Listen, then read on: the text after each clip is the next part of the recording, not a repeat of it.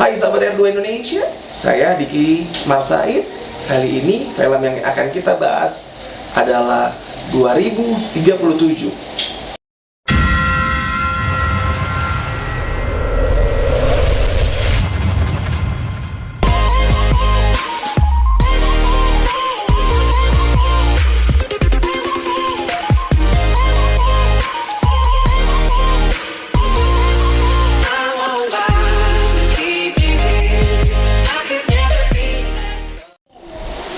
Hai sahabat R2 Indonesia, sebelum nonton video kita selanjutnya, kita cuma pengen ingatkan, raih hadiah ratusan juta rupiah dengan cara subscribe, like, komen, dan share. Dan jangan lupa nyalakan lonceng di bawah ini untuk merebut hadiah ratusan juta rupiah dari kita. Selamat menonton teman-teman. Assalamualaikum warahmatullahi wabarakatuh. Selamat siang sahabat R2 Indonesia dimanapun Anda berada. Hari ini hari Selasa. Tahu nggak hari Selasa itu ada apa aja? Hari Selasa ada sesuatu yang seru, dimana kita akan ngebahas soal film. Baik film lawas, film Korea, film terbaru, film kartun, semua film akan dibahas. Tentunya dengan cara yang menarik, cara yang fun, dan tentunya cara ini bisa masuk ke pikiran kalian tentang film yang akan kita review atau kita ceritakan dari awal sampai akhir. Selamat datang di awal cerita. Kali ini film yang akan kita bahas adalah 2037. Film ini film Korea, berasal dari negeri ginseng. Awal cerita kita diperlihatkan sosok perempuan cantik yang menggunakan seragam sekolah yang bernama Yoongyong, yang tinggal di sebuah pulau kecil dan dia tinggal dengan ibunya yang tunabicara. Nah, saat ia pulang sekolah, ia pergi menemui ibunya dan membawakan sebuah kue. Saat pulang malam hari, ia dan ibunya pulang ke rumah dan Yoongyong mau mengajarkan ibunya cara berbicara. Di next scene, kita bisa melihat tubuh ibu dari Yoongyong sangat lemah. Maka dari itu, Yoongyong selalu membuatkan jahe dan Yoongyong sering membangunkan ibunya untuk menggunakan inhaler. Singkat cerita, kita diperlihatkan saat Yoongyong bekerja dan bertemu dengan teman-temannya. Nah, lalu kita berpindah ke cerita berikutnya. Kita bisa lihat di scene yang baru memperlihatkan ibu Yoongyong yang sedang bekerja. Akan tetapi, fokus ibu Yoongyong teralihkan. Ia kemudian terluka saat bekerja karena itu tangan ibu Yoongyong harus diperban. Yoongyong pun menjemput ibunya dan mereka pun pulang ke rumah bersama-sama. Keesokan harinya, saat ibu Yoongyong bekerja, ia dihampiri oleh bosnya dan diberitahu agar si Yoongyong, putri dari ibunya ini, wajib menikah dengan si bosnya. Malam harinya, kita diperlihatkan bos ibu Yoongyong sedang minum-minum dan kita diperlihatkan di mana Yoongyong diikutin oleh seorang pria misterius yang diduga menyukainya, dan tak butuh lama ia pun melakukan sesuatu hal yang negatif. Nah, alangkah terkejutnya, ternyata pria itu adalah sang bos dari sang ibu. Di scene berikutnya, Yoongyong pun memukuli pria itu dengan batu, dan kita berpindah, kita melihat ibu Yoongyong yang masih mencari Yoongyong. Tak lama, Yoongyong diinterogasi dan kita diperlihatkan saat Yoongyong diadili, Yoongyong pun dihukum 5 tahun penjara. Yoongyong diikat dan dimasukkan ke dalam penjara. Yoongyong bertemu dengan penghuni ruangan lainnya. Tanpa sengaja, Yoongyong menyentuh barang milik penghuni yang lain dan Yoongyong pun dipukuli sampai babak belur. Nah, malam pun tiba, mereka tidur di ruangan yang sama. Tak lama kemudian, tak terasa matahari pun naik. Yung Yong pun bekerja di bengkel, tapi sekarang namanya bukan lagi Yung Yong, tapi 2037. 2037 menuliskan surat kepada ibunya untuk mengetahui apakah ibunya baik-baik saja.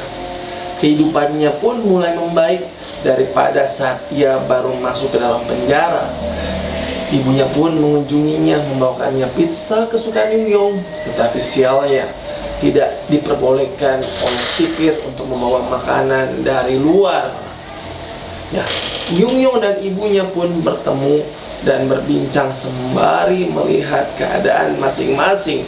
Saat pengecekan rutin 2037 hanya berbaring karena terlihat pucat.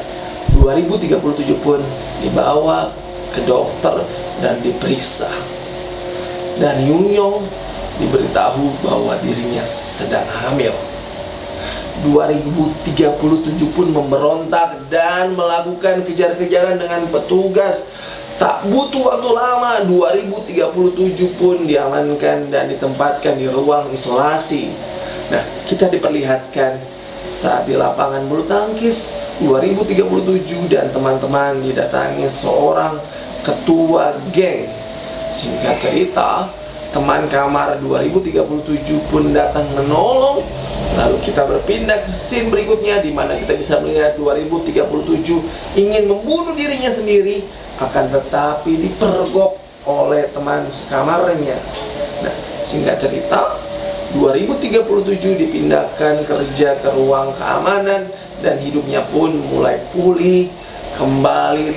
Tapi tak lama kemudian 2037 mengalami sakit perut dan dia harus dilarikan ke rumah sakit. Dan saat diperiksa, bayinya sudah berumur 6 bulan. Nah, tapi anehnya perut 2037 tidak membesar sedikit pun. Berarti perutnya ini langsing walaupun hampir 6 bulan. Nah, akhirnya 2037 pun diadili. Pada akhirnya 2037 hanya dijatuhi hukuman 1 tahun penjara. Lalu kita dibawa, di mana para tahanan semua keluar dari lapangan. Teman-teman dari 2037 pun diam-diam membuatkan pakaian bayi untuk 2037.